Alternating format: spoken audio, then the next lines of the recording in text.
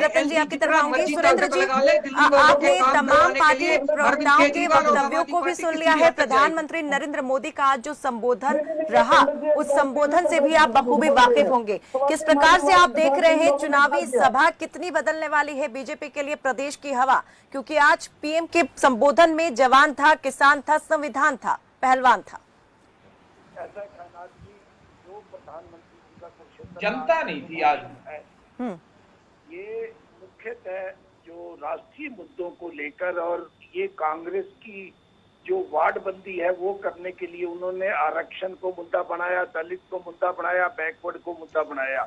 वो हरियाणा के मुख्य मुद्दों से पीछे हटते हुए दिखाई दिए। वास्तव में चाहिए क्या था, वो 10 साल की सरकार की उपलब्धियां गिनवाते और ये कहते भी मेरी सरकार ने 10 साल में क्या किया है। आरक्षण इसलिए वो मुद्दा उठाया क्योंकि उन्हें लगता है। लेकिन भाटिया जी, बीच में आपको टोकने के लिए माफी चाहूंगी, लेकिन आज पीएम ने जिस प्रकार से बोला कि चुनावी समर में विपक्ष ने ओपीएस को मुद्दा बनाया था, हिमाचल में ओपीएस देने का वायदा कांग्रेस ने किया था, लेकिन आज हालत देखिए क्या हो गई है। पेंशनर्स को पेंशन नहीं मिल पा रही है और भ्रमित करके एक तरह से वोट लिया है। तेलंगाना, कर्नाटक का प्रधानमंत्री ने जिक्र किया कि वहां पर किसानों के लिए अपनी योजनाएं क्यों कांग्रेस लागू नहीं करती है। हरियाणा का जिक्र करते हुए कहा कि एमएसपी देने वाला हरियाणा एकमात्र ऐसा राज्य है जहां पर 24 फसलों पर बीजेपी सरकार जो है एमएसपी दे रही है, एमएसपी पर खरीद कर रही है।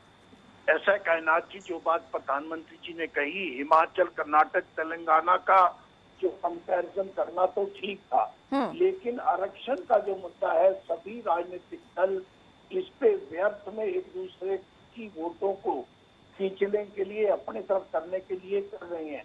प्रधानमंत्री जी को लगता है कि कांग्रेस ने आरक्षण को मुद्दा बनाया था भारतीय जनता पार्टी के विरुद्ध पार्लियामेंट चुनाव में।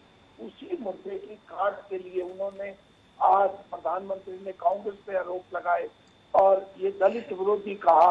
आप थोड़े दिन में देखेंगे उन्होंने हरियाणा के राजनीति के बारे में भी, हरियाणा के परिवारवाद के बारे में भी कहा और ये मुद्दे अभी चलेंगे। आज तो पहली रैली थी। प्रधानमंत्री जी और भारतीय जनता पार्टी के निशाने पे रहेगी कांग्रेस।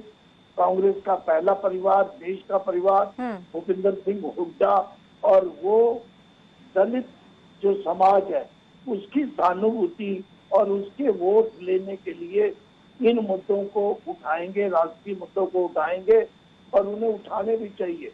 जो वो कंपैरिजन कर रहे थे वो अलग चीज है, लेकिन दलित कोई भी आरक्षण खत्म करने नहीं जा रहा। आरक्षण खत्म किसी राज्य में नहीं करना, कांग्रेस ने नहीं करना और ना ही भारतीय जनता पार्टी इस आरक्षण को खत्म करेगी। कायनात जी, ये एक मुद्दा पहले कांग्रेस ने बनाया था और अब भारतीय जनता पार्टी उस मुद्दे की काट में प्रधानमंत्री इस मुद्दे को लेकर आए हैं। आज तो पहली रैली थी। ये हरियाणा में और मुद्दा आगे बढ़ेगा और वो ये भी लेके आएंगे कि कांग्रेस पार्टी दलित विरोधी है। वो पहले अशोक तंवर के साथ नाजायज किया, अब कुमारी शैलजा का छोटे नेता नाम भी लेंगे। आप देखेंगे इनके मंचों पे जैसे कि ट्वीट किया था भारतीय जनता पार्टी ने, क्यों दलित चेहरे को वो मुख्यमंत्री घोषित नहीं करते। आज भी अनेक भारतीय जनता पार्टी के नेताओं ने इस प्रकार के बयान दिए हैं। वो केवल ये चाहते हैं कि दलित समाज के जो वोट हैं वो बटें, कुछ वोट उनके पास जाएं और कांग्रेस के पास उसका बहुमत ना जाए और इसलिए ये मुद्दा बनाया गया है। ये सभी राजनीतिक, लेकिन मुद्दा बनने किसने दिया है? मुद्दा तो बैठे बैठाए कांग्रेस ने ही दे दिया है ना, जिस पर बहस भी चल रही है, चर्चा भी हो रही है। निश्चित रूप से कांग्रेस ने ये शंका किसने दिमाग में पैदा कर दी है? राहुल गांधी जी ने जो बयान दिया उसको तोड़ मरोड़ के चाहे पेश किया गया, लेकिन ये मुद्दा उनको कांग्रेस ने बैठे बैठाए सिखों का मुद्दा और आरक्षण का मुद्दा राहुल गांधी की अमेरिका यात्रा ने उनको दे दिया और भारतीय जनता पार्टी इस मुद्दे को बुलाने के लिए कोशिश भी करेगी और उसका लाभ, चुनौती तो है, चुनौती तो खड़ी होगी कांग्रेस के लिए, लग रहा है ये मुद्दा। एक बात मैं कहना, जी, ये राहुल गांधी